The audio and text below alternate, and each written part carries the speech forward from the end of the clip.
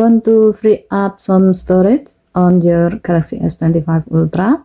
Here's a quick way to free up space by deleting all downloaded files you haven't used in 30 days. To do so, go to Settings, swipe down from the top right corner of the screen to open up the Quick Settings panel, and then tap Settings icon. Scroll down the screen to find Device Care. Tap Device Care. Next, tap Storage. In the middle of the screen, you will see suggestions. One of them is deleting all downloaded files. Tap Review All Files. Now, select the files you don't need anymore.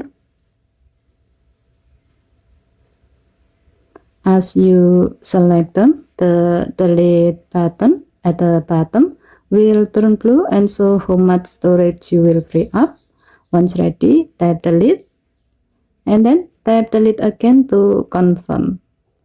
This is super useful if you download lots of documents, videos, or installer that just sit unused.